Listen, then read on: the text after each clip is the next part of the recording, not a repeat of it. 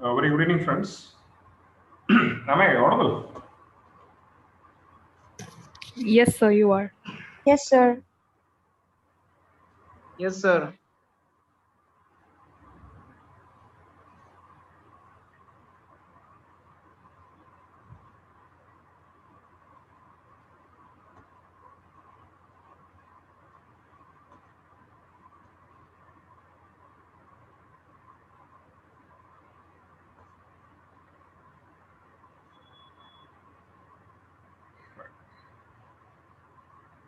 Am I audible, my friends? Yes, sir, you Yes, are. sir. Yes, sir, you are.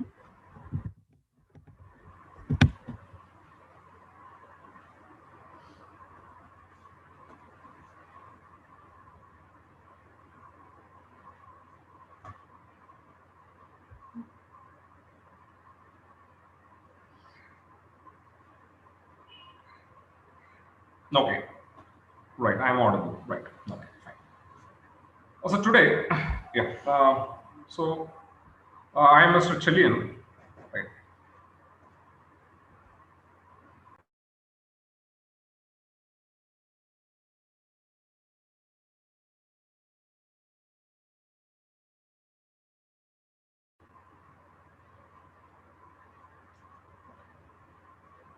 So I am Mr. Chilian. So I'll be handling a significant portion of geography for you, right? So if possible, I would like to have a small interaction with you. A very small question, if at all, if I'm just asking, you can almost say, for example, we can interact. Maybe a chat box is open. So through chat box, you can always have an interaction, my friend. Okay, right.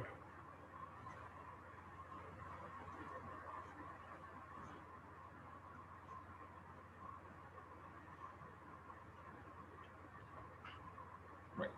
I think that Ashik sir means he was the one who was taking geography for you. He would have completed considerable portion of geography for you. So what I'll do, I'll handle a significant part, right? To be very precise, in World Physiographic Division or the World Physical Geography, I'll be handling the world climate or the climatology and oceanography. And coming to Indian geography, I'll be handling this Indian climate. Okay, right. So today, I'll start with climatology, right? You call them as climatology, right?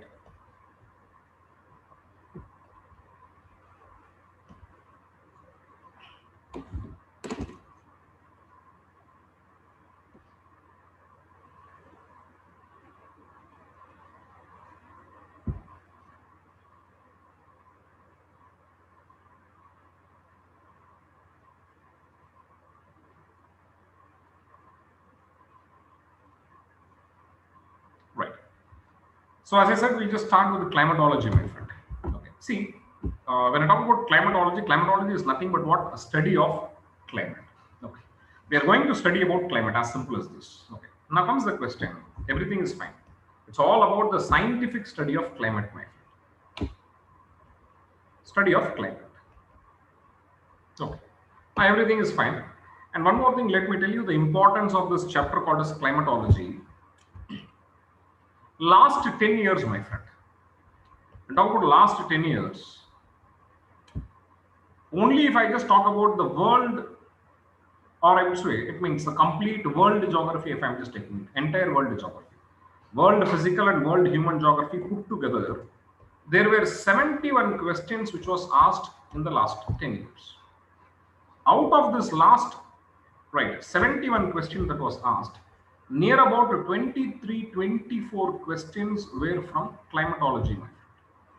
So what I would like to say, entire world geomorphology, climatology, oceanography, world human geography, everything put together, right? Climatology alone has somewhere around 1/3 of the question being asked. That's the reason I normally believe that this chapter is very, very important. Climatology, right? Very important. See, it's not too big a chapter like geomorphology, or it is not too small a chapter like oceanography. Am I right? But still, considerable amount of topics we have, right? Somewhere all the topics are very important, my friend. Every topic, we cannot deny any topic as such. Okay. Now, let us understand climate in a simple terms, my friend. Let me understand in a very simple term. Say, for example, okay, say in that case, when I talk about climate, okay, now I'm just looking for some interaction from you. Okay, I'm just doing some examples, my friend. See, I do not know what exactly is the definition of a climate. Okay, simply I am just taking some examples. Let me describe the character of those, say, for example, atmospheric condition that occurs in a particular place. Then maybe by that, let me means almost arrive at a conclusion that what exactly is a climate. In that regard, my friend. Okay. See, for example, you have a region called as tropical desert, right? Okay. I'll start with the equatorial climate, my friend. Okay, equatorial climate. Equatorial climate. Or even when I talk about, say, for example, the climate what you experience in Guwahati, my friend. Okay. Now you tell me what type of climate you experience in Guwahati, or even the same similar type of climate you experience in what? Equatorial region also, my friend. Okay. If somebody is asking you how is Guwahati, okay, how do you say so? Climatologically, how do you say so, my friend?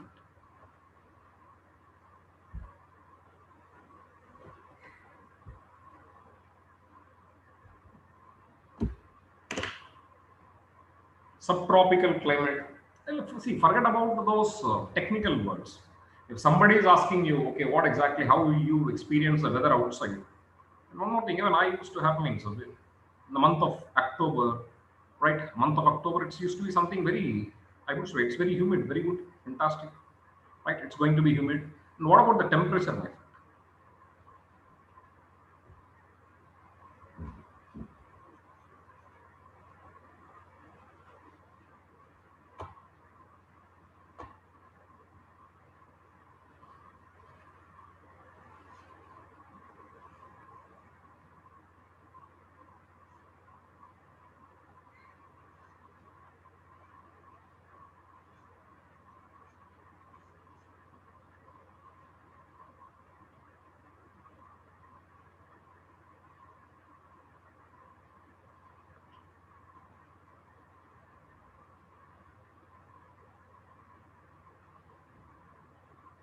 Okay, right.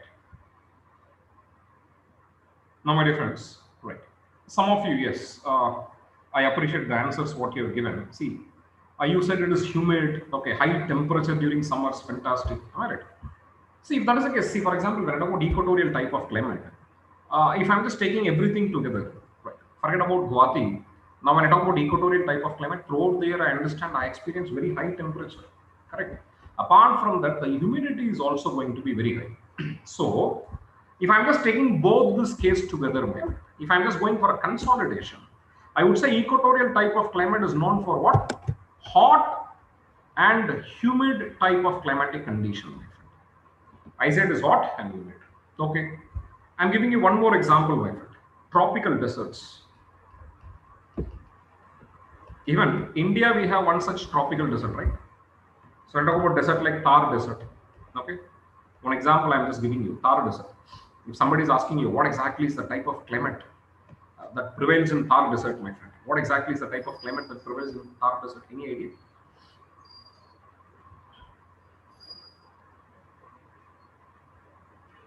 Tropical desert, arid, very good, fantastic.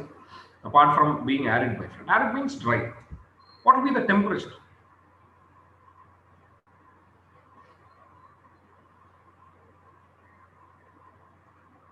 Extremely high, very good, fantastic. If that is the case, can I say tropical desert experience what? Hot and dry type of climate. Am I right? Hot and dry type of climate. You call them as what? The warm and arid. Never mind. Okay. Hot and dry type of a climate. Fantastic. Very good. Now, similarly, I'll give you one more example, my friend. Say, for example, I'm just talking about the polar regions, my friend. Polar regions. Right? It can be Antarctica, it can be Arctic region, whatever it is, my friend. Now, give it a try. What exactly will be the climatic condition that will be prevailing in polar regions? Any idea?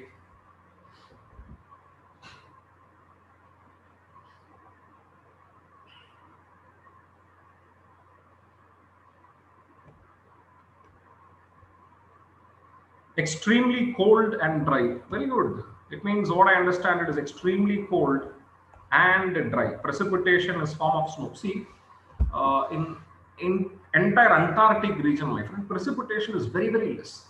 It is almost negligible, my friend. Okay. Cold and dry. Very good. Fantastic. Cold and dry. Right. Now, my dear friends, what we have done here, we have not defined climate, but somewhere we have taken an example, and through examples we are trying to understand that what exactly is climate. So every climate I talk about, see, we are finding few things in commonality. What is common in every type of climate, right? What we are discussing, one aspect is about temperature, my friend. Right? We are discussing about temperature. And apart from temperature, what else we are discussing about, if you ask me, right? We discuss about what? The humidity, right? We discuss about the humidity, my friend. Okay. Humidity, whether it's hot or, sorry, excuse me, whether it is humid or dry, we are almost talking about it, right? We talk about humidity, my friend. So on one side, we talk about temperature, and two, we talk about humidity, my friend.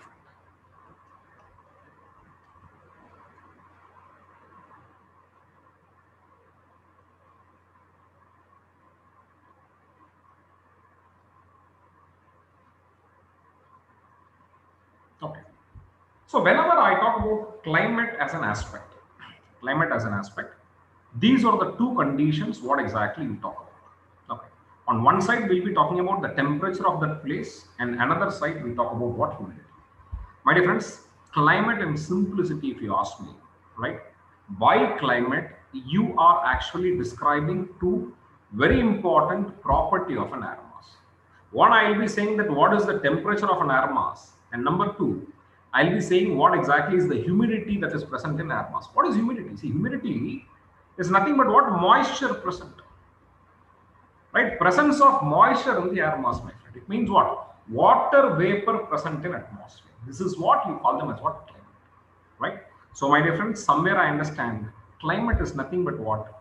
An atmospheric condition, my friend. Somewhere, if you want to write it, you can write it. You can write it. Climate. Climate is an atmospheric condition. Climate is an atmospheric condition.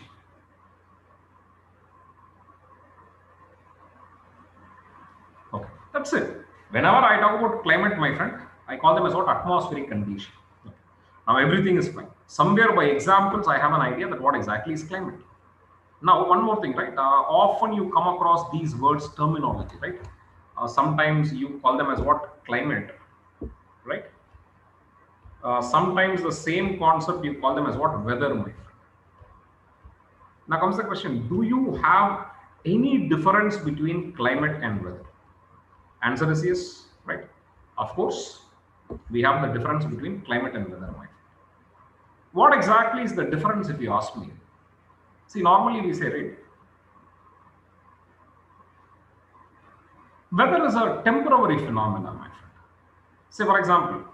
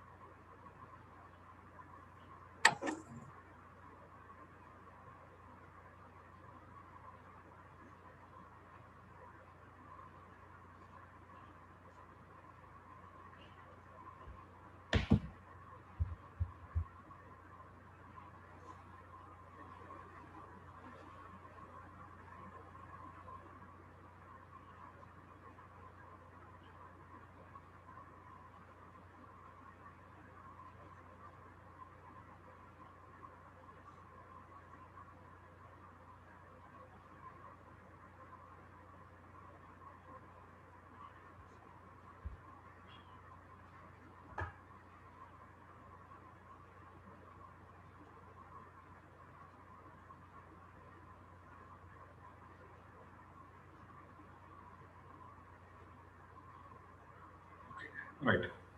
Sorry. That means people are continuously joining. So I'm getting distracted. Okay. Right. So somewhere, my friend, normally we use this terminology, right? Climate and weather. Right. And if you ask me, is there any difference between climate and weather? Obviously, yes, my friend. See, whenever I talk about, say, for example, perfect parlance, if you ask me, you don't say that the climate outside is good. Always you say that weather outside is good or weather outside is bad.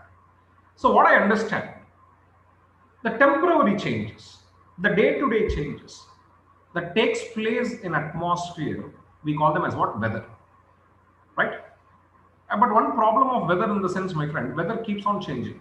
Morning you'll be having one weather, afternoon you'll be having one weather, evening you'll be having one weather. So weather keeps on changing, my friend. Okay. So for the case, right, we cannot study weather because weather is so dynamic in nature. So somewhere we take the average value of the weather, and that's what we call them as what? Climate. And let me tell you, my friend, this climate do not exist in reality. Climate itself is an utopian concept, but forget about it. Right? We'll say that climate is nothing but what? An average weather. You call them as what? Climate.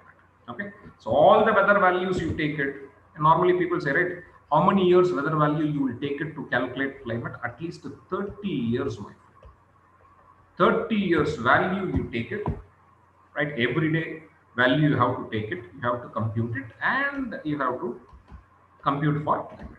Okay, so if that is the case, a very small definition you can write it, my friend, right? What is weather and what is climate? Somewhere a very small definition you can take it. Okay. What is climate and what is weather? Okay. You can take it. The day-to-day changes. The day-to-day changes or hourly changes. The day-to-day changes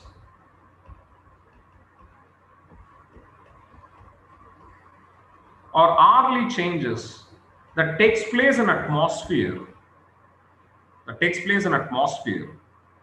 is called as weather. Whereas aggregate weather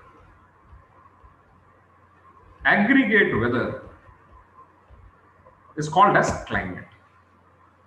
What is aggregate? Aggregate means average, as simple as this, right? Aggregate weather is called as climate.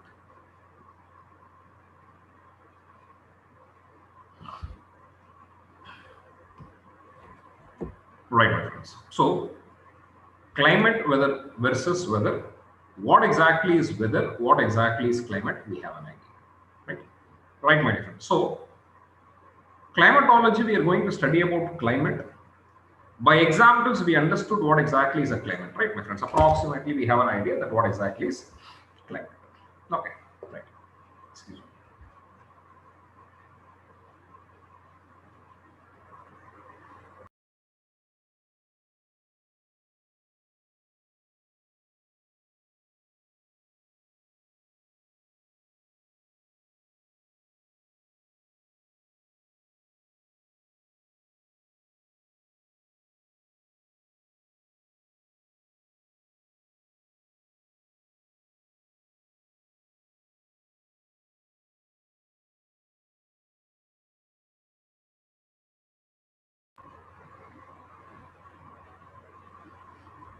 Right, my friends. So, by examples, we understood what exactly is climate. We have differentiated between weather and climate. So, what we'll do? Complete linkage means this chapter climatology, how we are going to study about this climate. The complete linkage will just take it. Okay. One by one, I'll just give the complete forward and backward linkages. So, somewhere I understand climate. Climate is going to be the ultimate resultant factor of any particular region. So whenever I talk about climate, I'm going to talk about the temperature of that air mass and the humidity or moisture that present in the air mass. Right? Either you call them as temperature and moisture. Okay. Now only thing is that I have to understand the forward and backward linkages of this chapter called as climatology. Okay. Right. Now comes the question. Okay, climate is a result. Now comes the question, what exactly results in a climate? Or one by one, let me tell you. Right, now comes the question, my friend. Say, for example, when I say temperature and moisture results in climate, now you have to tell me, what is that mechanism? You know it.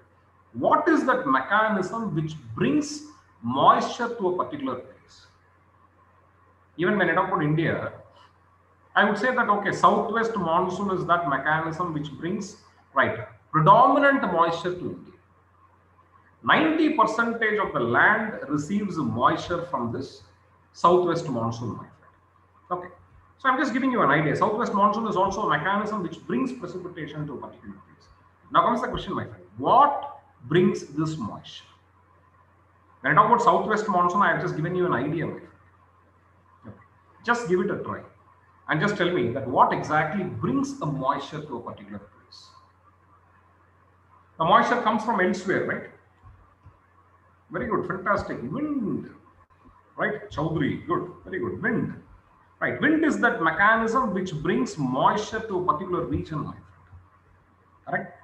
The horizontal movement of an air mass, very popularly we call them as what? Wind. Okay, wind brings moisture to a particular place. Very good, fantastic. Now comes the question. Okay, everything is fine. Why should I have wind? Currents and air, right? See, movement of air mass is what I call them as what? Wind. Okay. So even if you say current and air, okay, air, at least air currents, I see air currents more like a wind. Okay. Now comes another question, my friend. Okay. Why should I have wind? Why air mass moves from one place to another? And wind, my friend, wind always moves from one place to another. Always. Source area to a destination area. Source will be, right, all source will be similar and all destination will be similar, my friend. In that regard, you tell me, from where to where, according to you, this wind normally moves, my friend? Why this wind moves? Fantastic. Due to pressure, as simple as this. Correct? Pressure, my friend. It is all about pressure because wind always moves from what? High pressure to low pressure. Okay, wind always moves from high pressure to low pressure. Okay. High pressure is nothing but what? A surplus region. Low pressure is nothing but what? A deficit region, my friend. So wind is the result of what? Pressure system, or simply let me call it as what? Pressure. Okay. Wind is the result of pressure. Okay. So far, so good. What determines the moisture? What brings the moisture and delivers the moisture and accordingly determine the climate? We said it is wind. Why there is wind? Wind is the result of what? Pressure system. And now, my dear friends, right? See, even if you say pressure gradient, I accept it. Okay, the result is pressure system, right? Now, my dear friends, now comes the question: why should I have pressure system? Why is that few places I have high pressure and why is that few places I have low pressure? What can be the potential reason for it? What can be the potential reason for it? Very good. It is temperature. My dear friends, temperature difference, fantastic. Wherever I have high temperature, there all I will be having low pressure. Right? And wherever I have very low temperature, there all I'll be having high pressure because temperature and pressure, they are inversely proportionate to each other. They are inversely proportionate to each other. You increase the temperature, pressure always decreases. Okay. And my dear friends, by the time I say this example, right, almost everybody will be having the same doubt. What is the doubt? I'll tell you. How come you are saying that temperature and pressure are inversely proportionate to each other? What is inversely proportionate? You increase the temperature, pressure should decrease. That is what inversely proportionate. Okay. That's what you call them as what? Inversely proportionate. Okay. You increase the temperature, pressure decreases. You call them as what? Inversely proportionate. Okay. Now here, what is a normal doubt people will be asking? I'll tell you, right? I have a pressure cooker in my house. People always say, oh, I have a pressure cooker in my house. If I increase the temperature of the pressure cooker, pressure also increases. Right? Now, my dear friends, there you should understand there in your pressure cooker, the so-called volume is fixed, my friend. Right? Volume is fixed. If the volume is fixed, what happens? You increase the temperature, pressure will also increase. But here in atmosphere, the volume is not fixed. Right? So temperature and pressure, they are inversely proportionate to each other. Okay, means what? High temperature will result in low pressure and low temperature will be resulting in what? High pressure. Okay, but everything is fine, my friend. Now comes the question, where exactly the ultimate source of energy comes from, my friend? I understand it's temperature, but what is the source of temperature? What exactly is the ultimate source of temperature?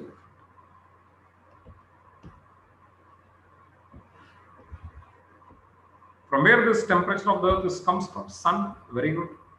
Right. Ultimate source of this atmospheric temperature is what? Sun. Right. That rays what you receive from the sun, or that energy that what you receive from the sun. Very popularly we call them as what? Insolation, my friend. We call them as what? Insolation. See, layman's understanding is insolation. We call them as what? Solar energy. Okay. We call them as solar energy, but I understand, right? We call it as a solar energy, no denial about it, insolation, right? But insolation is nothing but what? Incoming solar radiation, you call them as what? Insolation. Okay. So ultimately, the energy comes from what? Sun, my dear. The energy which comes from the sun, right? You call them as what? Insolation. Okay. So somewhere, from where exactly this energy comes from, we have an idea it comes from what? Sun. The energy that comes from sun, you call them as what? Insolation, and insolation is the one which is ultimately right responsible for instigating the temperature of the earth, right? Temperature of the earth results in pressure system. Because I understand, see, insolation itself, the distribution is not uniform. Few places insolation is concentrated and few places insolation is distributed. Wherever insolation is concentrated, there all you will be having what? High temperature, my friend. Wherever insolation is distributed, there all you will be having low temperature. Okay. So temperature will be resulting in what? Pressure. Wherever you have high temperature, there all you will be having low pressure, and vice versa. Once the pressure system or pressure difference is created, am I right? You have a compensatory mechanism called as wind. You have a compensatory mechanism called as wind. And wind, while almost traveling from one place to another, it carries moisture and delivers the moisture at a particular place, and a climate is resulted. My dear friends, what exactly you are seeing here is the forward linkages of this chapter called as climatology. Forward linkage of this chapter called as climatology. Okay. Now, say for example, every books you refer, normally every books you refer, right? They generally gives the isolated topic, my friend. They would have not said what exactly is the reason for why exactly they are discussing about these topics. But what you are seeing is the complete forward linkages of this chapter. Say, for example, why you are reading about insolation, why you are studying about temperature, why you are studying about pressure, why you are studying about wind. Right. The reason I understand, one results in another. Right. This understanding is very, very important, my friend. Now, what we'll do in our complete climatological study, we will take individual aspects and we'll be discussing in detail. Right. So first, we'll be discussing about insolation. What is insolation? Incoming solar radiation. The trace amount of heat that Earth as a system receives from the sun, you call them as what? Insolation. Then we'll be studying about temperature. The amount of heat present in the lower reaches of atmosphere, you call them as what? Temperature. This temperature itself will vary from place to place. We are going to talk about it. Then we'll be discussing about pressure system. The weight of atmosphere exerted on the surface of the earth, you call them as what? Pressure. But this pressure will vary from place to place, high pressure and low pressure. Right? How exactly the pressure systems of the world is distributed.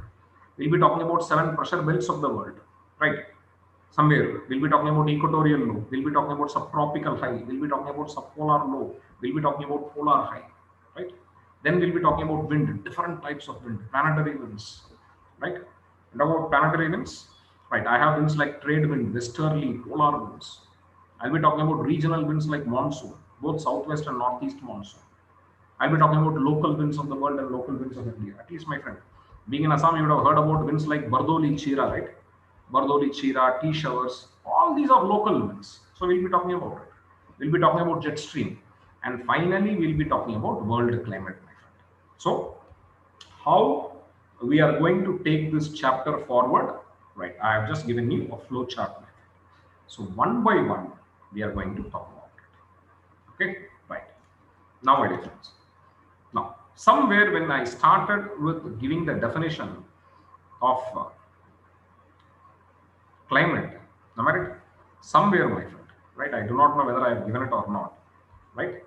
Climate, if you ask me, climate, what is a climate? See, for example, assume that now I am just not discussing about climate or weather. Okay, both I am just taking it as same, right?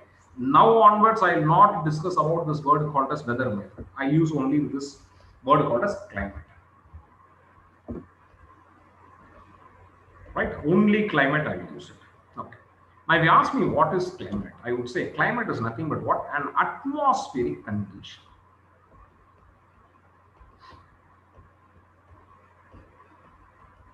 Right? Climate is nothing but what? An atmospheric condition. What condition of atmosphere we know? Two conditions of atmosphere we discuss about. That is one, temperature, and two, it is moisture. Either you call them as humidity or you call them as what? Moisture. Answer is right. Meaning is same. Now, my dear friends, climate is nothing but what? Atmospheric condition. Now, first, before starting with insolation, first and foremost, I should know what is atmosphere, right? How exactly this atmosphere came into existence. Number three, I should know about the composition and structure of atmosphere. Once I know this atmosphere, then we'll study about atmosphere. Okay. Because climatology itself, I said climatology itself is a study of climate. But what is climate? Climate itself is nothing but what? Study of atmosphere. As simple as this. Correct? We are going to study about atmosphere. Right? So first, I'll discuss about atmosphere. First, I'll understand what is this atmosphere. Somewhere you can write it. A small definition you can write it. What is atmosphere? A very small definition you can write it. It is the layer of air that surrounds Earth, my friend. Layer of air that surrounds Earth.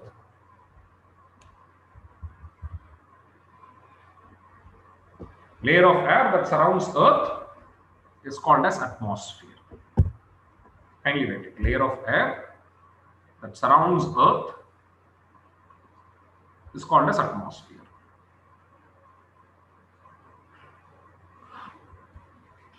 Right. Further you can write. It generally extends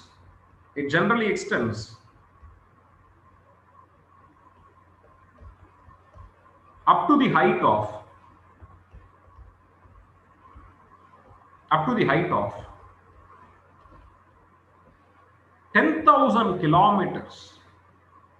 Up to the height of 10,000 kilometers from the surface of the Earth. Right? So it is the layer of air that surrounds Earth. It is the layer of air that surrounds Earth and generally extends up to the height of 10,000 kilometers from the surface, not meters, 10,000 kilometers. Okay, right. So what is atmosphere? We have an idea. Layer of air. Now, my dear friends, comes the question. No, everything is fine. Let me talk about this origin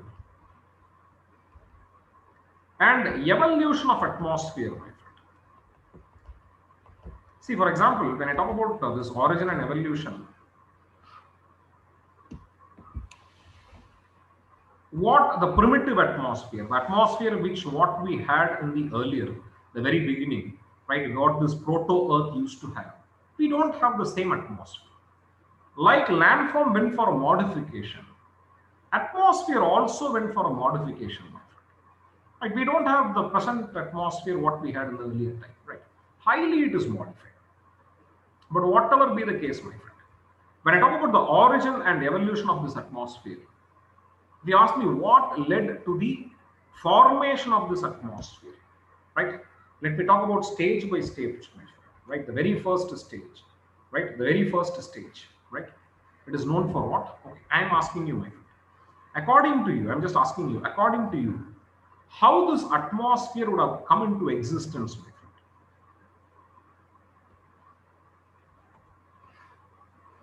What would have led to the formation of this atmosphere?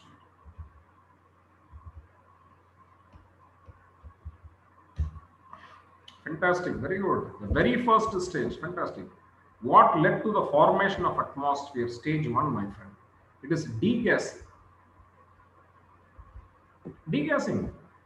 See, when I talk about the proto-Earth, right? You know what exactly is the right? When I talk about the nebular hypothesis, okay, forget about the nebular hypothesis. When I talk about proto-Earth was not the conventional Earth what we had, my friend. Right? It is not the conventional Earth. So somewhere I understand this proto-Earth went for solidification. By the time it went for solidification, what happens? It has experienced something called a sorting. So heavy elements started descending towards the bottom of the earth and light elements started moving towards what? The right surface of the earth. Okay. Right. You call them as what? Sorting. Now what happened during sorting? Gases which were almost moving towards the surface of the earth, gas being less in density, gas, what happened, my dear friend? Gas, right, they escaped the surface of the earth. The gas which has escaped the surface of the earth, right? Very popularly, this process we call them as what? Degassing, my friend. We call them as what? Degassing. Okay. And one more thing, right? You would have heard about this Pangea, right? You would have heard about this Pangea, right? Continental drift theory. You would have also heard about this Panthalassa, right? Panthalassa. Pangea was the supercontinent, and Panthalassa was the super ocean. Now comes the question: everything is fine. How did this Panthalassa came into existence? See, Pangea would have come into existence by what? Solidification of magma. That I agree. Right? How this Panthalassa would have come into existence? Again, if you ask me, it is degassing, because water vapor is also a gas. Assume that water vapor goes for degassing, water vapor goes for condensation, and then it results in what? Precipitation. That's the reason any volcanic activity normally is followed by what? Precipitation, right? Because 70% of the gas that is emitted during any volcanic activity is what? Water vapor, correct? Now, my dear friends, degassing played a very important role, right? The gas escaped, but the escaping gas did not escape the gravitational attraction of Earth. This gas was retained back by gravitational attraction of Earth, and today you call them as what? Atmosphere. But my dear friends, somewhere let me tell you, the same atmosphere we don't have today. Atmosphere which has happened during or which has formed during proto-Earth period, we do not have the same atmosphere today. It's highly modified, highly modified. Okay, right. In this stageal growth, my friend, right? Origin of evolution, right? When I talk about degassing is followed by process of condensation, my friend. Right? That's how oceans like Panthalassa came into existence, right? And condensation was followed by the development of free oxygen. Development of free oxygen, right? You write it as oxygen. Development of free oxygen, right? Okay. See, the primitive atmosphere or the early atmosphere did not have oxygen. What it had is only traces. It had only traces, negligible. What was dominating? What was dominating the early atmosphere was not oxygen. What was dominating the early atmosphere was carbon dioxide. What has changed that carbon dioxide? What has reduced that carbon dioxide and increased the oxygen level, if you ask me, right? It is life on Earth, particularly when I talk about plants. Okay. Because I understand plant acted as the carbon sinks, my friend, right? Life on Earth potentially modified this atmosphere. Okay. So what I have just given you is the origin and evolution of atmosphere. What led to the formation of atmosphere? Degassing. What led to the oceans of the world? Condensation and followed by precipitation. And somewhere I understand, my friend, development of the free oxygen came only at a later stage. Early atmosphere was not having oxygen, correct? Right, my friend. So somewhere we have an idea. Okay. Now what I'll do, slightly I'll deviate, my friend. Okay. See, totally when I talk about these planets today, when I talk about the total planets what we have today in our solar system, you know that totally we have 8 planets, my friend. Okay. 8 planets. And if you ask me how exactly these 8 planets can be divided, these 8 planets can be divided into 2 categories. What are they? The inner and outer planets, am I right?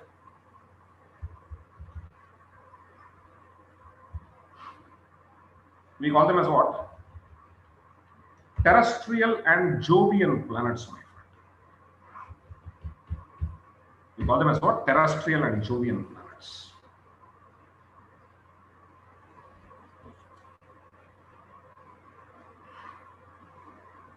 So totally, as of today, right, we have 8 planets. Pluto is more like a non-civil service candidate, my friend. Okay, non-serious civil service candidate, I would call it this, right? It comes as a planet, it goes off as a planet, whatever it is, right? Forget about Pluto. As of today, Pluto is not a planet. Okay. So what we have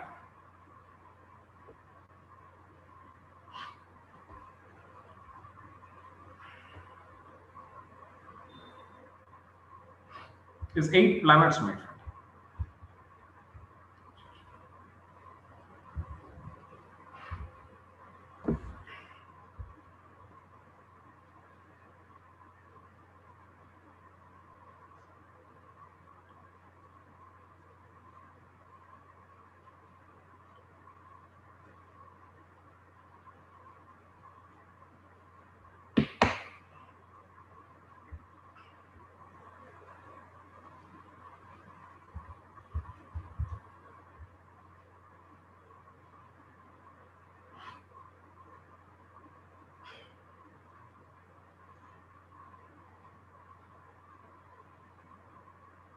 Okay, just an added information, right? So somewhere I would just like to say that as of today, my friend, we have 8 planets, right? The inner 4 and the outer 4, my friend. See, this inner 4 and outer 4 is divided by the belt of asteroids, correct? This inner planets, very popularly, we call them as what? Jovian planets. Sorry, excuse me, we call them as what? Terrestrial planets.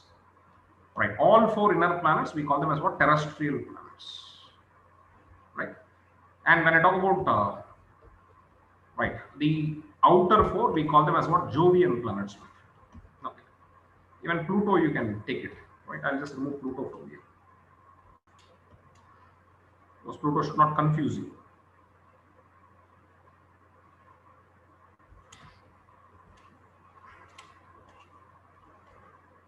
Okay, so only the 8 planets I'm just retaining it. So outer planets, you call them as what? Jovian planets, and inner planets, you call them as what? Terrestrial planet. Both are separated by this belt of asteroids. Okay, you call them as what? Asteroid belts. Okay. Now, my dear friend, somewhere, if I'm just asking you a question, right? Out of these planets, my friend, out of these planets, right? Terrestrial and Jovian planets. Somewhere, if I'm just say, for example, correlating, understanding says terrestrial planets are small in size, whereas Jovian planets are large in size. This is number 1, right? Terrestrial planets are small in size and Jovian planets are large in size. So understanding says, which planet will be having more gravitational force? Without any doubt, it is Jovian planets. Larger is the size, larger will be gravitational attraction. This is fact number one. Number two, terrestrial planets are very close to Sun, whereas Jovian planets are located far away from the Sun. Fact number two.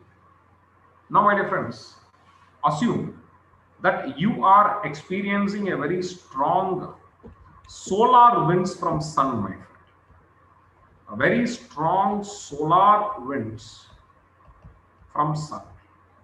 Now you have to tell me, right, if at all if you experience a very strong solar wind from the Sun, which planet's atmosphere will get affected first, or which will get affected more, my friend?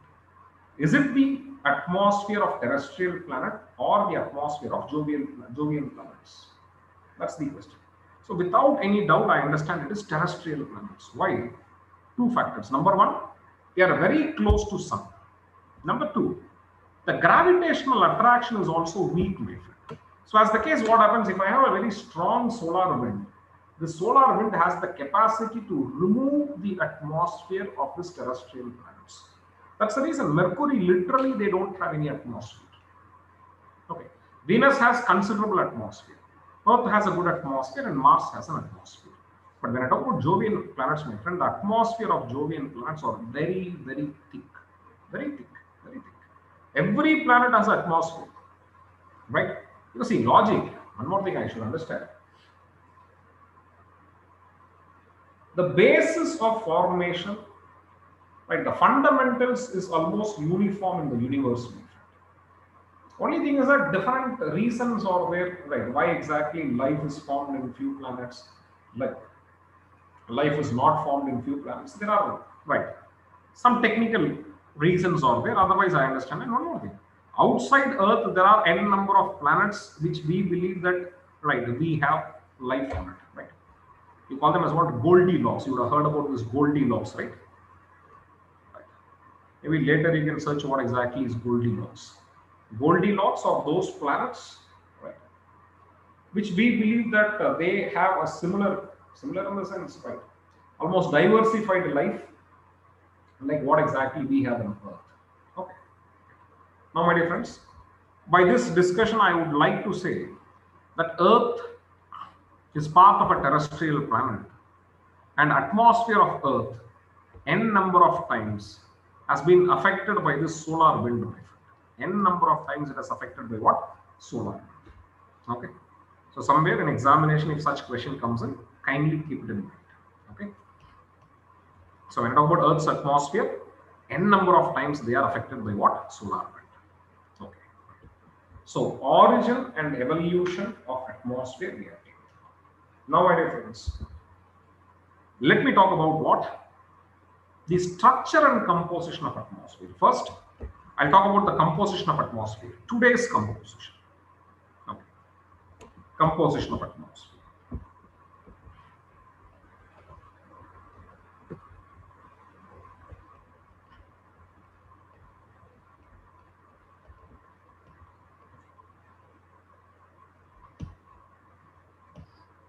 Okay. Composition of atmosphere. See, when I say composition of atmosphere, what is atmosphere? Layer of air that surrounds atmosphere, we call them as what? Sorry, layer of air that surrounds Earth, we call them as what? Atmosphere. So this air itself is the accumulation of what? Various gases. So whenever I talk about composition, I'm simply talking about what are the different gases that is making this Earth's atmosphere, my friend, as simple as this. In that regard, like, we can classify this composition into two categories, my friend. You can call them as what? Major constituents. Major constituents. And minor constituents. Major and minor constituents.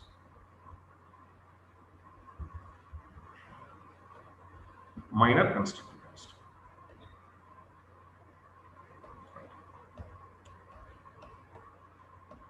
Major and minor constituent. Name itself says major constituent.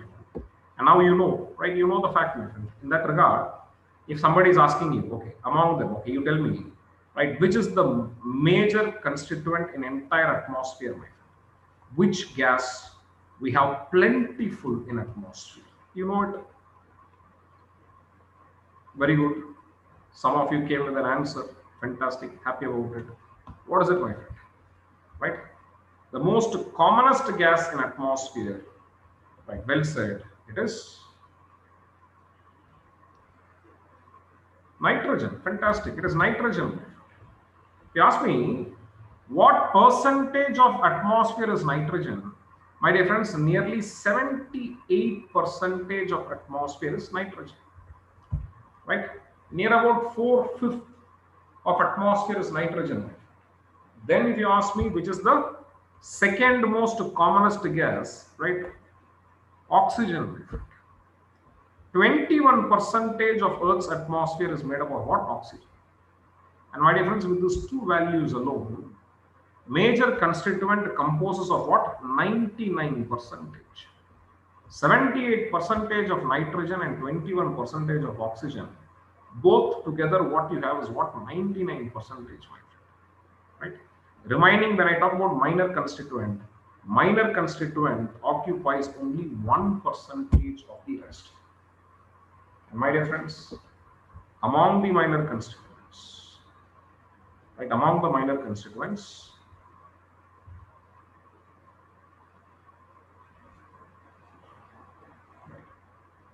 if you ask me, okay, what are some of the very important minor constituent? If you ask me, my friend, the third largest gas, what we have is what?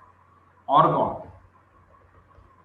And you write it as what? Argon. Full form you write it. Right? The third major gas is what? Argon. Right. And if you ask me, right, you write it in full form, argon. Okay. What percentage of atmosphere is argon? It is 0.93%.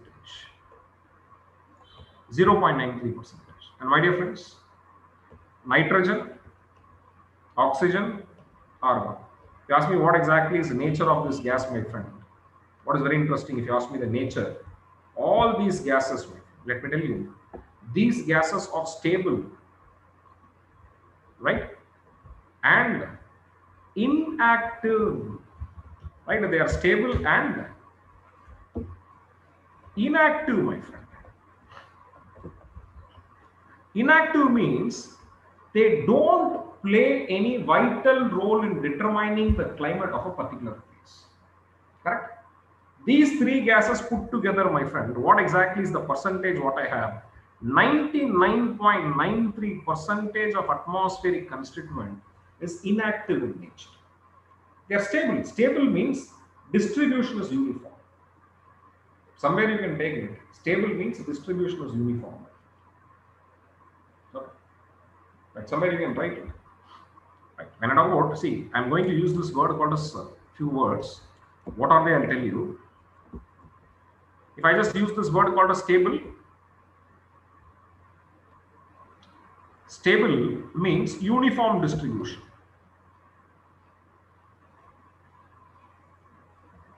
Uniform distribution.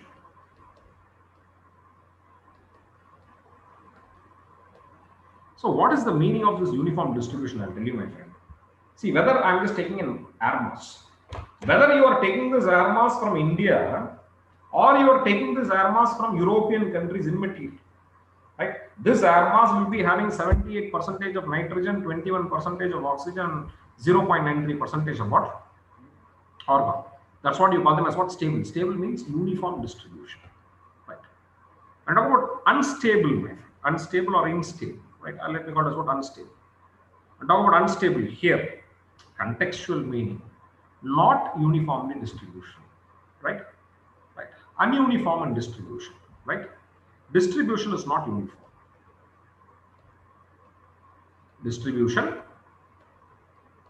is not uniform. Not uniform. So these are the right meaning what I would like to bring in, my friend. So what is the meaning of stable and unstable? This is the meaning. And sometimes I use this word called as active and inactive, right? If you ask me what is this active and inactive, When I just talk about active, my friend, right? They play a very important role, right? Active determiner of climate. Active determiner of climate. They play a very important role in determining climate, my friend. But when I talk about inactive, right? No climatological role, right? They don't play any significant role in what? Climatological role, my friend. Okay. They don't have any role to be played in determining the climate. So this is what the meaning of these words.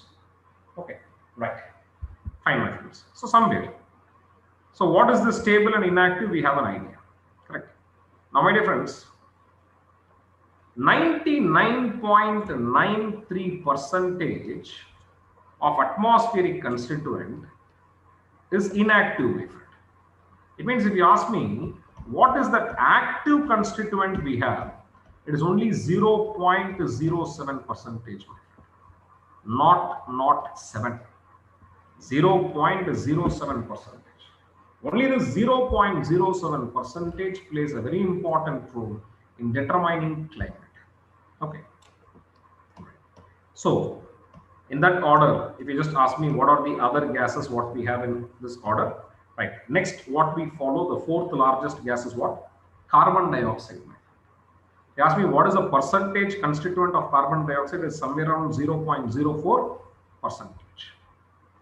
Then I have gases like ozone, right? Either you call them as O3, right? Ozone is a form of oxygen. Okay, O3. O3 you cannot even put it in percentage, very, very small in its share. Okay. So these are some of the gases, carbon dioxide, ozone, right? These are some of the gases. Like collectively, what you call them as what? Active and stable, my friend, right? Play a very important role, right? These gases are like active, or I put it this way, stable and active. Stable and active. Right? See, you know the meaning of this stable. What is stable? Distribution is uniform. What is active? Play a very important role in climate. Correct. Either they can increase the temperature, they can decrease the temperature, they can, say for example, determine the moisture of a particular place, whatever it is. Right? That's what you call them as what? Active. Correct. Now, my dear friends, it is stable. Stable means what? Distribution is uniform. That's the reason, carbon dioxide is a greenhouse gas, my friend. Carbon dioxide is a mother of all greenhouse gases. But I understand carbon dioxide, whichever country emits carbon dioxide, it is immaterial. Carbon dioxide is going to have it spread across the globe. Why? Because I understand carbon dioxide belongs to this stable form of a gas. Stable means over a period of time around the earth it will get stabilized in its distribution. Okay, that's the reason there is a hue and cry to reduce carbon dioxide. Correct. Carbon dioxide is not a stable gas, my friend. Countries would have not been bothered about. Okay, if you're emitting carbon dioxide, it is you're going to get, say for example, suffered because of it. Okay, but the nature of carbon dioxide, right, is making this carbon dioxide to spread across the globe. Okay, right. So carbon dioxide also we have seen, ozone also we have seen. And if you are adding some of the other gases,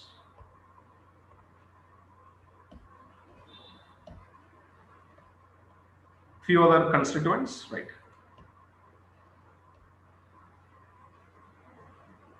Sir, is it carbon dioxide 0.03 or 0.04? See, carbon dioxide actual is 0.036% is the carbon dioxide actual. I am just going for a rounded off figure, so I am just putting it as what? 0.04. It is not 0.03. If carbon dioxide would have been 0.003, I'm telling you, my friend, life would have been so beautiful. Earth would have been so beautiful. See, our attempt, we are making so much of efforts just to make this carbon dioxide 0.032%, my friend. That's it. Okay. Right. Now, So what I'm just going here is a rounded off figure, my friend. Actually, it is 0.036. Okay. Right. Now, my dear friends, carbon dioxide also I have taken it. Ozone also I have taken it. And some of the other variables also I'll just take it, my friend. You also come across what? Water vapor. Water vapor also plays a very important role, am I right? Water vapor is also a greenhouse gas, my friend. Okay. Then you have aerosols. Aerosols. See, if you ask me what is an aerosol, suspended solids in atmosphere, my friend. Okay. Solids in gas, we call them as what? Aerosols. Right? Solids in gas. If you ask me what is an aerosol, right, very technically, we say solids in gas. This is what we call them as what? Aerosol, my friend. Solids in gas, we call them as what? Aerosol. Right. So atmosphere also, you have plenty of solids. Right. Suspended solid particle in atmosphere. Can you give me an example, my friend? Can you give me an example of such aerosols?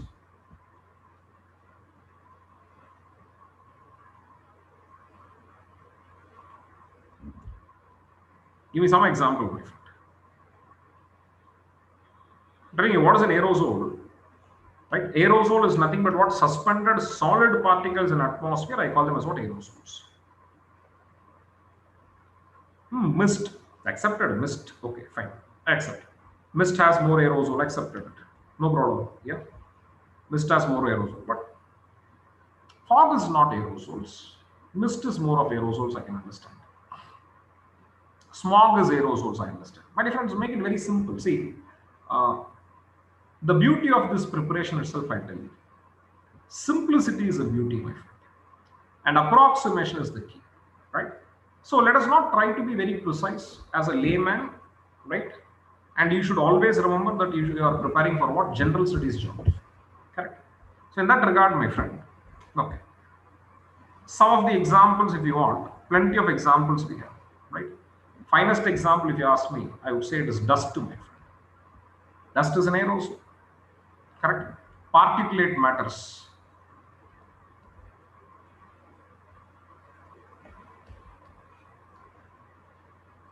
Particulate matters of different size, right? Particulate matter of 2.5 in size, I mean at 2.5 microns and whatever it is, right? Volcanic ash, correct? Volcanic ash. Volcanic ash can be an example, right? You said smog, very good. Apart from volcanic ash, pollen grains, my friend. Pollen grains, right? Fine particles of sand, right? Fine sand particles. Right, so all these solids that is suspended in atmosphere, some of the examples I'm just giving you, right? This is what you call them as what? Aerosols. See, normally on a dry days, my friend, when a ray of sunlight is entering your room, right, you'll be finding many suspended solid particles is there in atmosphere. Am I right? In your room, right? Dust, you call them as a dust particle, right? Yes. They are nothing but what? Aerosols, correct? And they also play a very important role, my friend, right? So let me almost, they are active, but only thing is that they are unstable or unstable, my friend. Okay. They are unstable, right, and active, my friend. Only thing is that I will swap this words, because being active and inactive is very important here than being stable and unstable, right? So let me say they are active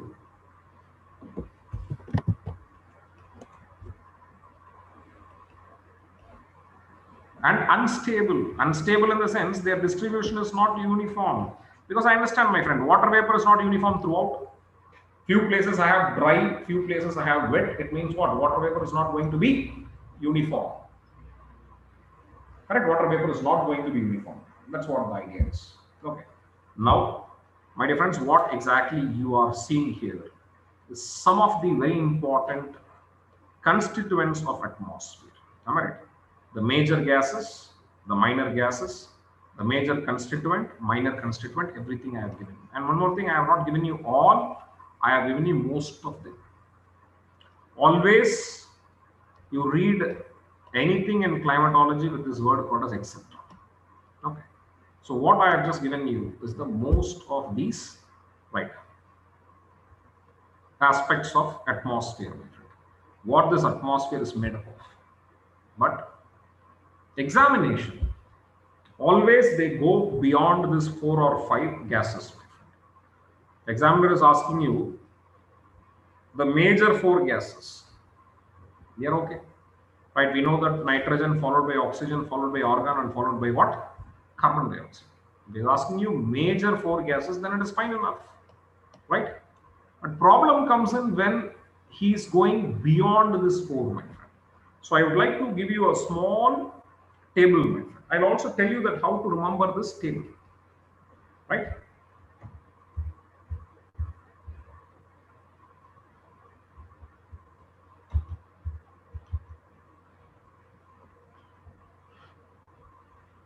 So now about composition of atmosphere.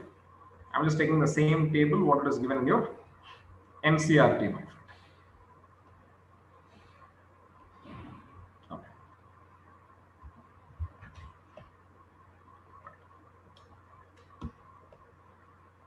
So then talk about the permanent gases of atmosphere, right? Very important, my friend. Somewhere you can mark it important, right? You mark it important.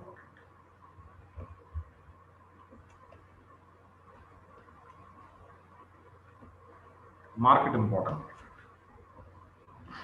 Okay. So the permanent gases of atmosphere, number from 1, 2, 3, 4, we know, right? And some of you asked, right? It means carbon dioxide. Carbon dioxide is what? 0.036. Okay. Apart from that, my friend, right? Even oxygen, it is not 21, it is 20.95. Approximately, I'm just going for what? Rounded off. Argon is 0.93. Okay. Now, remaining is very important, my friend. Somewhere you can write these gases. So, carbon dioxide is followed by neon, helium, krypton, xenon, and hydrogen. Neon, helium, krypton, and xenon.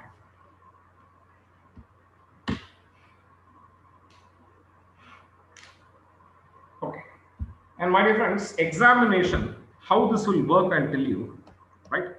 Most of the time, my friend, most of the time, if things are not very clear, okay, you always take some risk and put hydrogen at last. Okay, this will work. And one more thing, don't worry about this value. Don't worry about this value. Why I'm saying so, I'll tell you. Right. See here it is given in percentage, right? Percentage. But whenever the, say for example, the composition becomes very, very small, you don't call it by percentage, my friend. You call them as what? ppm. ppm means parts per million. Okay. So how many number of zeros are there? It is very difficult to remember. Okay. So approximately you remember, right? Say for example, neon, helium, krypton, xenon. You remember? If not, make it very simple. Whatever is the list they are asking in the examination, put hydrogen at last. Right? Most of the time, this logic will work, my friend. Okay? Right. So, what is the composition of atmosphere? We have an idea. Okay? Right. Fine. So, what is atmosphere? Right. What is the origin and evolution of atmosphere? What is the composition of atmosphere? We have seen, my friend. Only thing is that now we have to talk about the structure of atmosphere, right? Structure of atmosphere.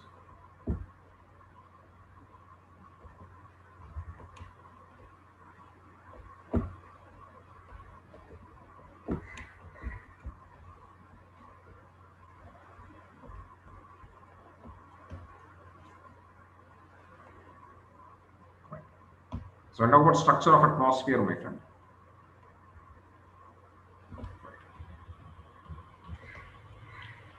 Right. Only thing is that we are bothered, or we are almost, say, for example, bothered. How this atmosphere is divided into different layers. What is the property of this atmosphere? This is what we are going to discuss. Just give me a 2 minutes break, my friend. I'll be back.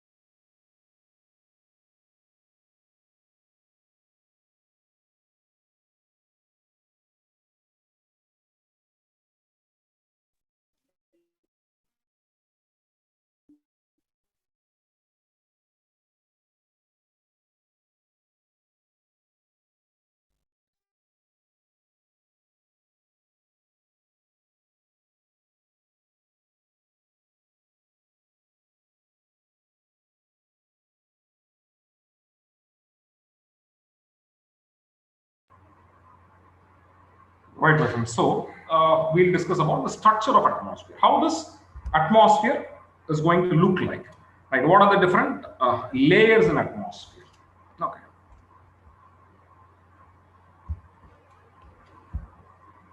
So what you can do, see, entire atmosphere, my friend. Entire atmosphere we can divide into, right, 4 or 5 concentric layers, my friend.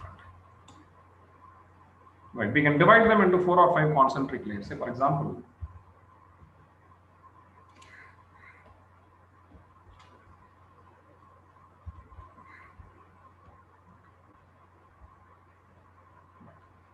somewhere just for your reference, I'm just keeping this, right? How this Earth's atmosphere is right divided, right, into different layers. See, the lowest layer we call them as what? Troposphere, my friend. What lies just before means above the means troposphere, you have the stratosphere. And above the stratosphere, we have mesosphere, and above this mesosphere, we have thermosphere and exosphere. Okay. Now, what we are going to do, we are going to reconstruct this atmosphere, my friend. So, entire Earth's atmosphere, and let me tell you, right, when I talk about this atmosphere, right?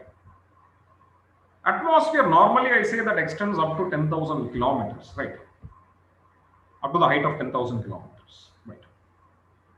Now, somewhere, my friend, this 10,000 kilometers is not, say, for example, no hard and fast rule that I should always extend to 10,000 kilometers. Few books you will be finding only 1,000 kilometers. Few books says 10,000 kilometers. But there is no much difference between 1,000 and 10,000 because there is no clear-cut demarcation of atmosphere. I cannot say that, okay, 10,000 kilometers atmosphere is ending, my friend. Beyond that, you have vacuum. No, nothing like that. You do not have any absolute vacuum existing in what? Entire space. Vacuum is a relative concept, my friend. There is no absolute vacuum in space, right? That I should remember. Okay. So what I will do, my friend, as the case, I will keep this atmosphere open-ended or partially open, my friend. Okay. At 10,000 kilometers, I will keep it partially open from the surface. Okay. Right, from the surface till 10,000 kilometers, let me have this layer. And my dear friends, when I talk about this entire atmosphere, you can divide them into 4 or 5 concentric layers. The lowest layer, the most important layer, right, which do not have a uniform height. Some places it has a height till 8 kilometers and some places it has a height till 18 kilometers. This layer, we call them as what? Troposphere. We call them as what? Troposphere, the weather layer of the Earth. And the uppermost limit of this troposphere, we call them as what? Tropopause. Tropopause. Okay. Above this troposphere, we have another layer equally important, my friend. So this is the layer we have, where we have, right, this is the layer normally extends up to the height of 50 kilometers, right, till the height of stratopause, my friend. Stratopause.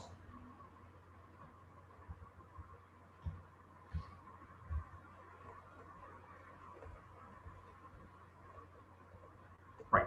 And this layer, very popularly, we call them as what? Stratosphere. We call them as what? Stratosphere, my friend. And let me tell you, my friend, this is the layer where you have the presence of ozone.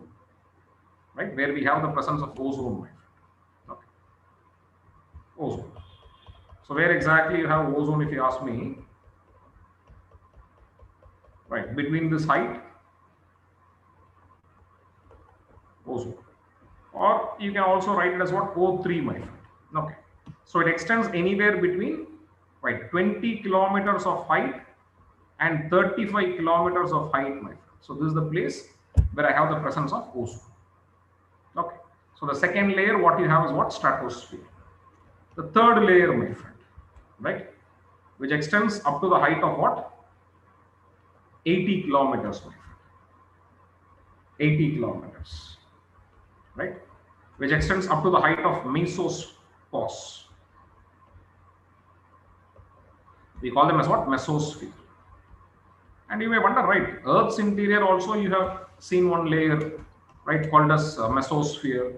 Here also you are seeing one layer called as mesosphere. My dear friends, let me tell you, any middle layer, meso itself means what? Middle. Mesozoic, mesosphere, am I right? Meso means middle, my friend. So any middle layer you call them as what? Mesosphere. Okay. And beyond this mesosphere, till the height of 400 kilometers, right, what you have is what? Thermosphere.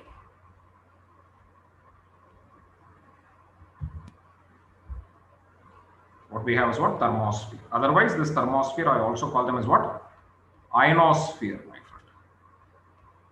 Either you call them as what? Thermosphere, or you call them as what? Ionosphere. Right? Why it is called as ionosphere, I'll tell you later. Because this is a layer of electrically charged particles. That's the reason you call them as what? Ionosphere. Okay. And beyond this ionosphere, right, you call them as what? Exosphere. You call them as what? Exosphere. Okay. Exosphere. These are the 5 different layers what we have in atmosphere. The lowest layer called as troposphere. Above troposphere, what you have is stratosphere. Above stratosphere, what you have is mesosphere, thermosphere, and exosphere. Correct? My dear friends, right? All these layers, I understand, few things are very, very important, my friend. And we'll try to understand troposphere maximum, because troposphere is called as weather layer of the earth, right?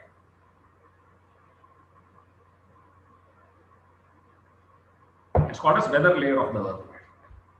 Okay. So what we'll do, one by one we'll take it and we'll discuss in detail. And one more thing, my friend. This diagram is not according to the scale, because see, entire atmosphere I have just taken as 10,000 kilometers. First 400 kilometers I have shown so big. Next 9,600 kilometers I have shown very, very small. Correct? That's the reason I understand this diagram is not according to the scale. This diagram is according to the importance. Okay. Right. So we are going to talk about each and every layer in detail. Every detail. And one more thing, any examination you write it, any examination, it can be your public service commission of your respective state. I'm telling you, right? This area always finds one question, my friend. Okay, right. No. Okay, one by one I'll take it. And one more thing, entire atmosphere, my friend. What exactly is the height of entire atmosphere? Somewhere I know it is 10,000 kilometers, right? 10,000 kilometers is the entire height of atmosphere, right? We know that. Okay. Now, my dear friends,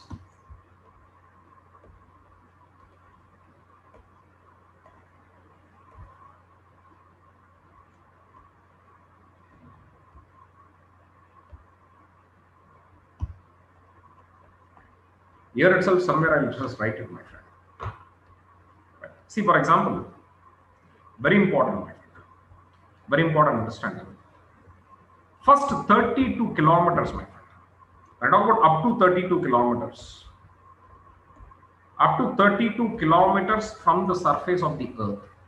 What you have is 99% of atmosphere. See the fact? Up to 32 kilometers, what you have is 99% of atmosphere. And the rest 32 to 10,000 kilometers, right? What you have is just 1% of atmosphere, right? See the beauty. That's the reason. Somewhere I said, whether you take this atmosphere till 1,000 kilometers or 10,000 kilometers, it is not going to make any major difference. Correct? Right. So even if you treat it as 32 kilometers or 1000 kilometers, I understand it's fine enough. Okay. Because we do not have an upper demarcation of this atmosphere in reality. Okay. So first 32 kilometers itself, till ozone itself, what we have is 99%, my friend. Here itself, 99% of atmosphere is over. Right? 99% is over.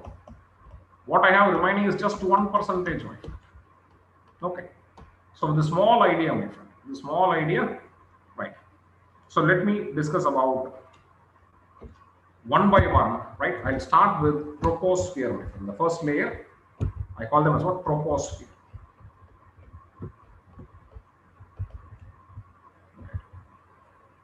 Somewhere, some of the very important facts. Number one, right? It is the weather layer of the Earth. It is the weather layer of the Earth. See, what is the meaning of it? Whenever I say weather, whenever I say climate, climatic changes, weather changes, whatever it is, I am confining my study only to troposphere. Okay? Right, my friends. And this layer, among all the layers, my friend, this is the smallest layer of atmosphere. Right? Smallest layer. Or you can call it as what? Thinnest layer. Right? This is the thinnest layer, my friend. Either you call them as the smallest layer or you call them as what? Thinnest layer. Right?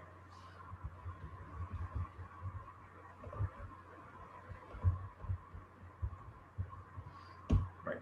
So weather layer of the Earth, you call them as smallest or thinnest layer. Right. Fine, my friends. Right? Now, by size, by volume, it is the smallest layer. Okay. Let me slightly modify it. Okay. Somewhere. Let me modify it. Okay. I'm just going to give you the almost similar meaning. Somewhere I may say it. Right. It is the smallest layer by size or volume. Right? It is the smallest layer by size or volume, but largest layer by composition, right? By mass, right? Smallest layer by size, that is by volume, but it is the largest layer by composition. A different somewhere you can write it, majority of atmosphere,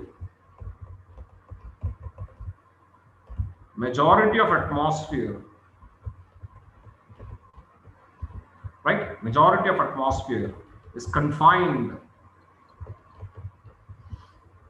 to troposphere, my friend. Right? Majority of atmosphere is confined to what? Troposphere. It means what? More than 50% of atmosphere is confined to what? Troposphere. Okay, right. Now, somewhere I understand, my friend. Volume wise, it is smallest, and composition wise, it is largest. So, no denial, my friend. This is the most densest layer in entire atmosphere. This densest layer in entire atmosphere. Correct. See, this much detail is not needed. I'm deriving one fact out of another. Correct. Even if you know one fact, I understand, my friend, it means you can derive all the facts, right? So if you know that this is the densest layer, you also know that this is the smallest layer by size and largest layer by what? Mass. Okay, right. So everything is fine. This is the densest layer. This is the weather layer of atmosphere. The most important layer. Most important layer. The changes taking place in this layer is what? We call them as what? Atmospheric changes, right? But we know the fact that this layer do not have uniform height, correct? This layer has different height, my friend. Say, for example, where exactly this layer has maximum height, if you ask me.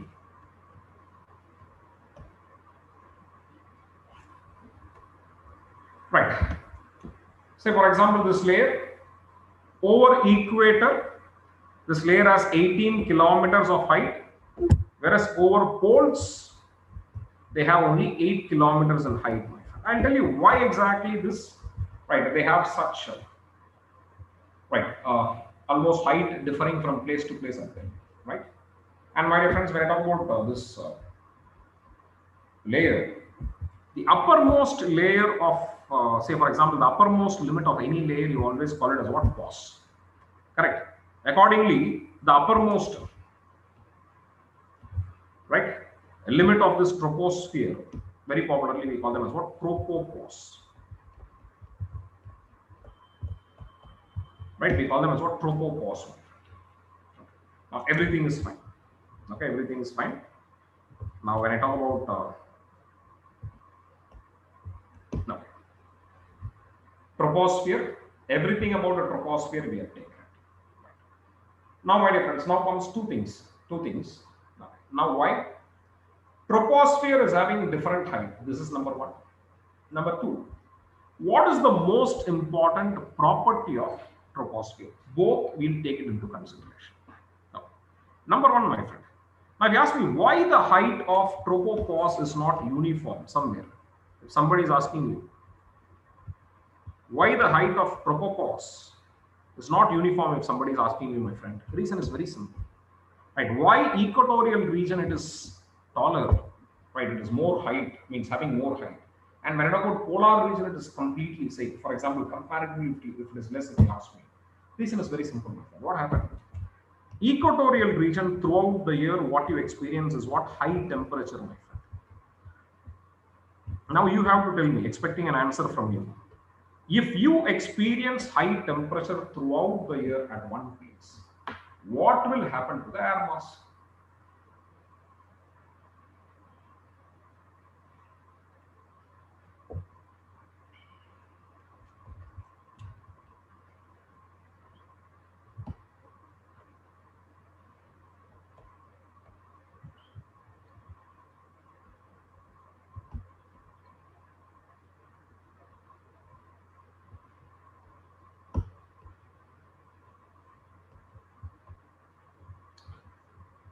See, one by one, if I'm just taking it, equatorial region is the one where you experience what? High temperature. Like low pressure, I understand. If you experience high temperature, what will happen to the air mass? Can I say air mass will get heated up? If this air mass is getting heated up, what will happen? This air mass will expand. If this air mass expands, this air mass becomes less in density. You heat an air mass expands, correct? It becomes less in density, my friend. If this air mass becomes less in density, what will happen? Give it a thought. Climatology is very simple, my friend. Only thing is that you need a kind of imagination. Okay. The air mass gets heated up, what will happen?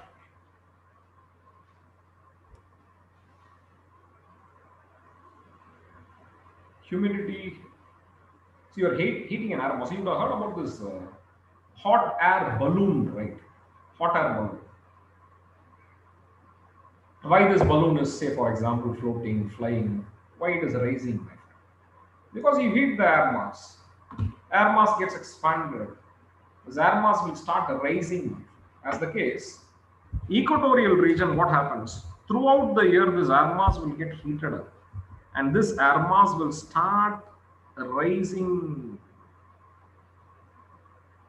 This air mass will start rising, my friend. Throughout the year, what you experience is rising air mass. This rising air mass, very popularly we call them as what? Rising convection. See, you forget about the meaning of word convection in, say for example, in your, right, the physics meaning of convection. Here convection means a vertical movement of an air mass. Correct? So air mass, if it is rising, you call them as what? Rising convection. Simple. So what happens throughout the year, my friend? Assume that this is the tropopause level. Air mass is rising continuously. The air mass is rising continuously throughout the year. What happens? The tropopause level is extended, my friend. Right?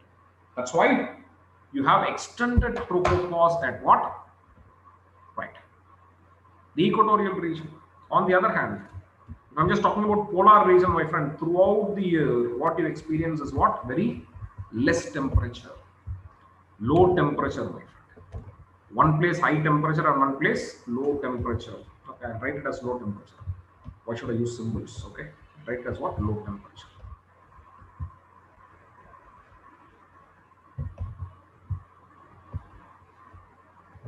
So throughout the year, what you experience is what? Low temperature.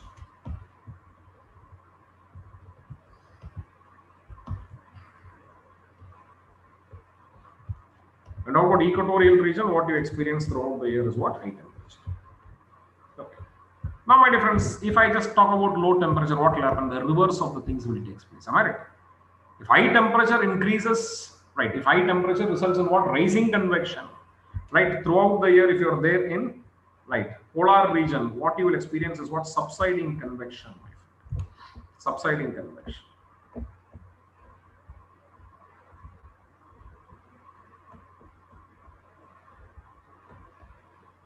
Right, what you experience is what? Subsiding convection. Okay. My dear friend, simple, right? Why tropopause level is not uniform?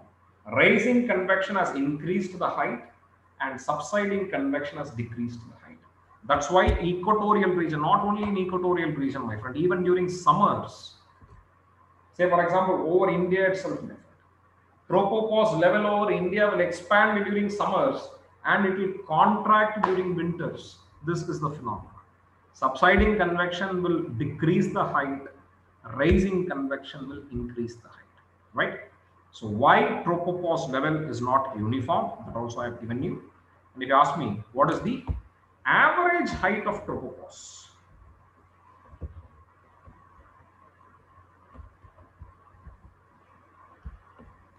Average height of tropopause. If you ask me, it is somewhere around, right, around 13 kilometers of height, my friend. 13 kilometers of height is the approximate height of tropopause. But one place is 18, one place is 8. Okay, right. Everything is fine, my friend. So troposphere, right? All important facts about troposphere we have taken. Whether layer of the earth, smallest layer by size, largest layer by composition. Both the facts you take it, it's the densest layer in entire atmosphere. Height of tropopause is not uniform. Why it is not uniform, we have justified. High temperature resulting in more tropopause level, low temperature resulting in what? Less tropopause level. Okay. Average height of tropopause also I have given you. And my dear friends, if you ask me, which is the most important property of this troposphere, I will tell you the most important property of this troposphere is very popularly I call them as what? Normal lapse rate, my friend. Normal lapse rate. In short, let me call it as what? Right. NLR. Normal lapse rate. Right. What is this normal lapse rate, my friend? If you're there in troposphere, generally what happens, right? You increase the height. Temperature decreases, my friend. Right? Temperature decreases. This phenomena is what we call them as what? Normal lapse rate. You increase the height, temperature decreases. That is what you call them as what? Normal lapse rate. Okay.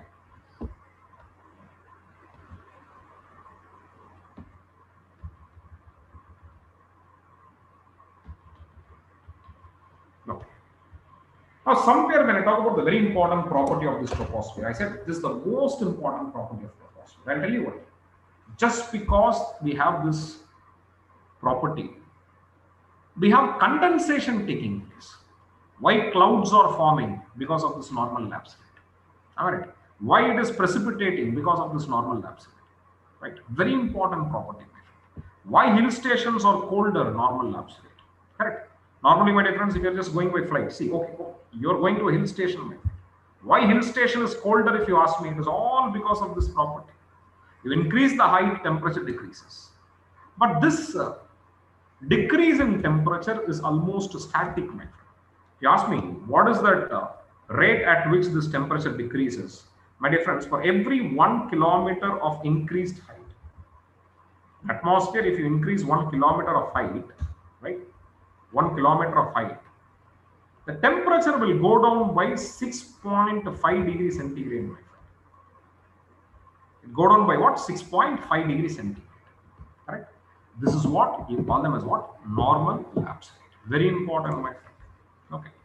Right? This temperature or this rate of decrease of temperature is almost uniform throughout the troposphere.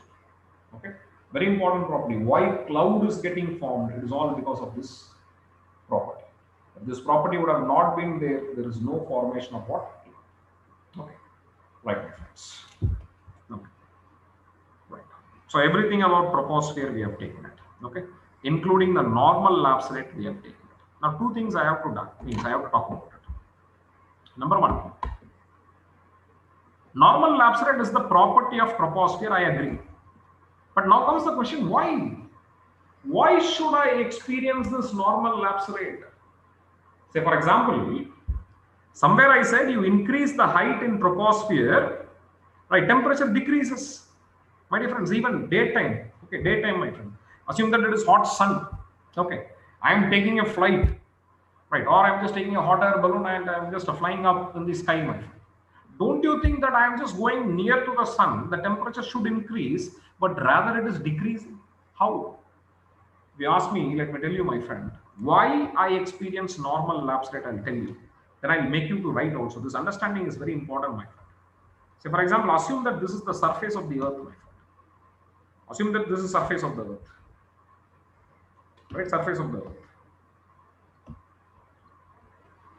Now, what happens when I talk about the sun do not heats up the atmosphere directly. Sun do not have the ability to heat up the atmosphere. What happens for atmosphere? Sun's insolation is a, or I would say, atmosphere is a near transparent medium for insolation. So what happens, right? The sun's insolation penetrates the atmosphere, surpasses the atmosphere, and it heats up the surface of the earth. So when I talk about the insolation,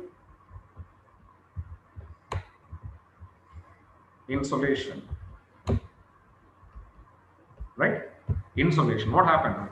Insolation heats the surface, my friend, right? It heats up the surface, heats the surface, correct? The surface of the earth absorbs this insolation. Am I right? Let me call it as what? Ultraviolet. Okay, I'll use this color, my friend, right? Somewhere, because I understand it's mostly ultraviolet in radiation.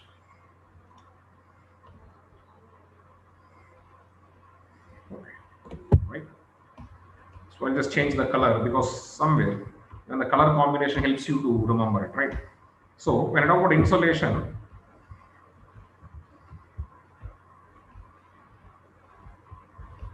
right?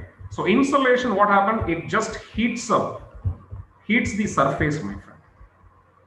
Right? And the Earth's surface will absorb this heat. And all this heat that is absorbed by the Earth, right, will be liberated back into the atmosphere, my friend. Right? So this, right, heat will be liberated back into the atmosphere.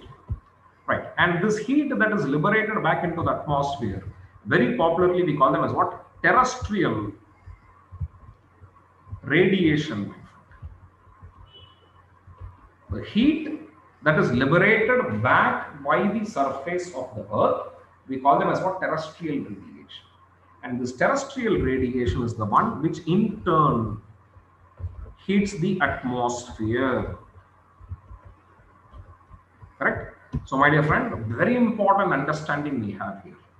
What is that? Insolation do not heat up the atmosphere or heats the atmosphere directly. What heats the atmosphere directly is what? Terrestrial radiation, my friend. Right? Terrestrial radiation. That's the reason. If you ask me, what is the major source of atmospheric temperature? Right? Somebody is asking me, what is the major source of tropospheric temperature.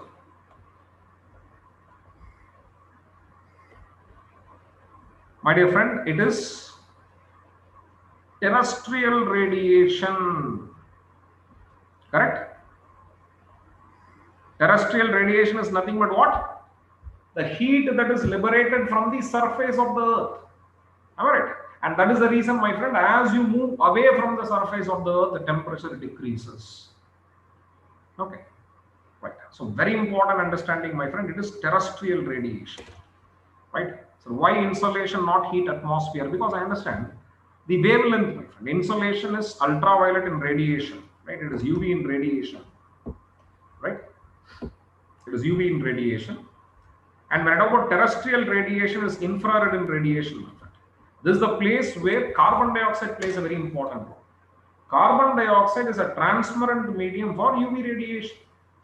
The same carbon dioxide, I put it is an opaque medium for terrestrial radiation. Carbon dioxide will allow the insolation to pass through, but carbon dioxide will not allow the terrestrial radiation to pass through because wavelength changes. Correct?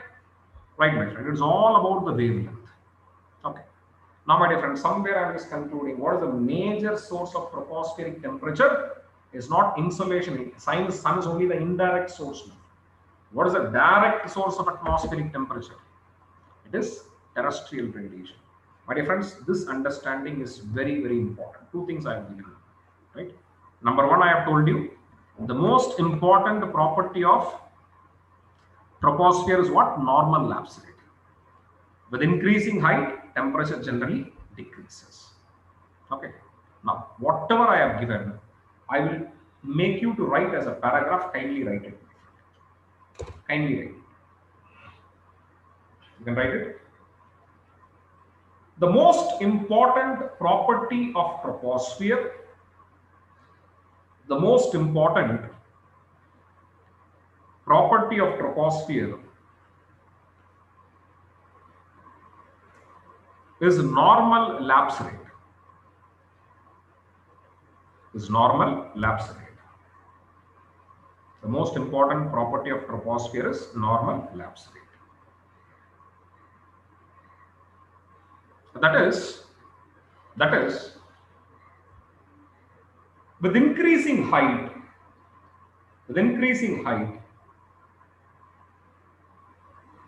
temperature generally decreases. With increasing height, temperature generally decreases.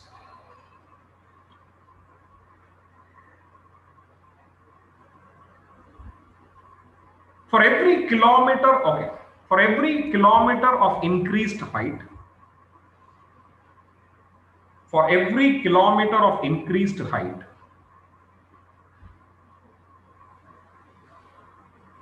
the temperature decreases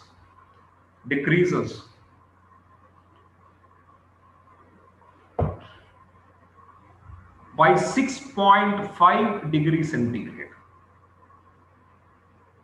Temperature decreases by 6.5 degrees centigrade.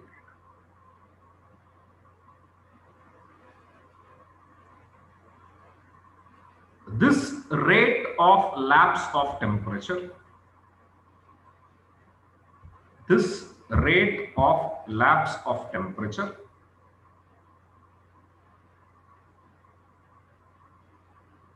is almost static.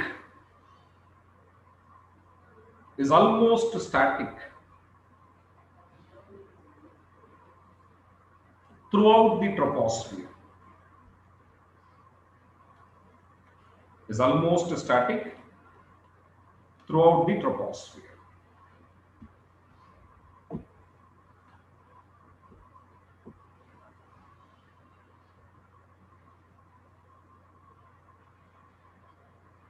The next paragraph, you can write it. Next paragraph. The major source of tropospheric condition, the major source of tropospheric temperature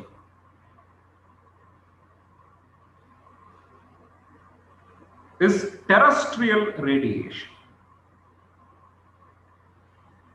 The major source of tropospheric temperature is terrestrial radiation.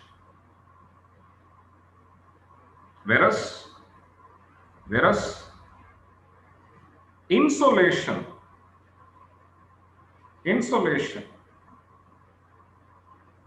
is only an indirect source. Insolation is only an indirect source.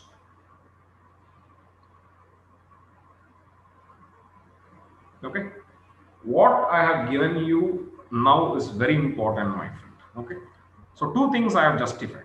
Number one, what is normal lapse rate? Number two, why there is normal lapse rate. I'm telling you, normal lapse rate is very important. Just because normal lapse rate is taking place, you have the cloud formation. Correct. And one more, my friend, when I talk about this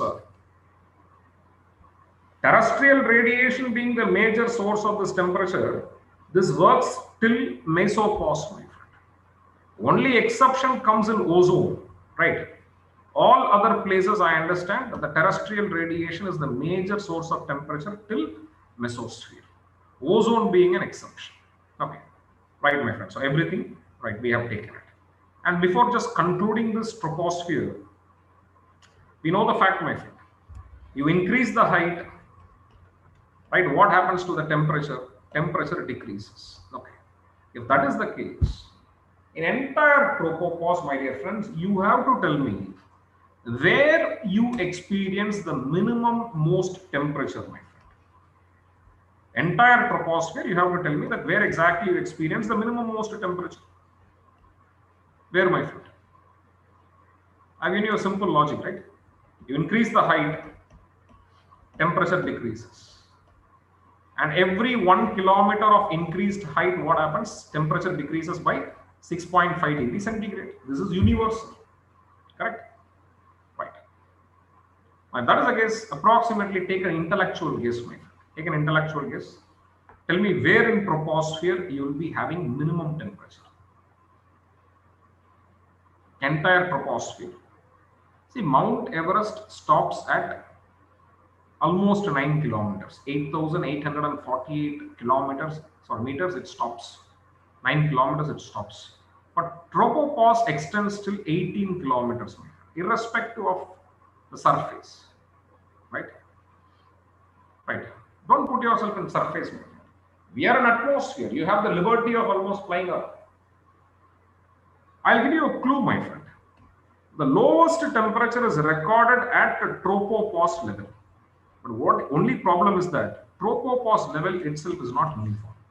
You have to tell me whether the lowest temperature will be recorded at a tropopause level over equator or tropopause level over poles or elsewhere, my friend. That's what you have to. Somewhere you have to think and tell. That's the reason I said take an intellectual guess, my friend. Take an intellectual guess. Is it tropopause level over equator or tropopause level over poles elsewhere? My dear friends, the lowest temperatures is recorded at tropopause level over equator, my friend. This also you can note it somewhere, my friend. So you ask me where exactly the lowest temperature is recorded, right? So this is the place where the lowest temperature is recorded.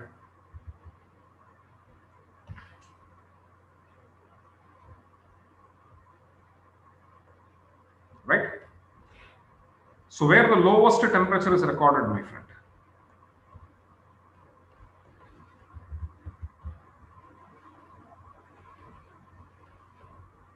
And approximately minus 90 degrees centigrade is recorded, my friend. Right? So where, very important fact, somewhere you write it, the lowest temperature in troposphere, write it please. Lowest temperature in troposphere is recorded at tropopause level, is recorded at tropopause level over equator.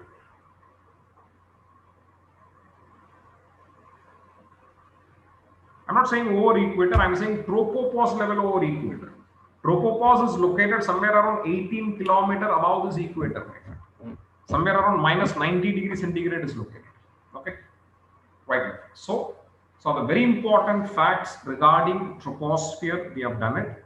Where the lowest temperature in troposphere is recorded, that also I have just given you. See, so far, my friend, whatever we have been discussing so far, maybe landforms, everything. See, you were discussing only about the surface. Now you have to go beyond the surface. Right. Look up in the sky, my friend. Atmosphere. Correct? Okay. So the very important facts we have taken it. Rest of the facts, rest of the layer, we'll take it in tomorrow's class, my friend. So somewhere I'm just concluding the class here at this moment. Right. Any doubts you can ask me. So 5-10 minutes, we'll just reserve it for doubts. Some of the doubts, if I have not answered during the course of the lecture in the class, right, you can utilize this time, my friends.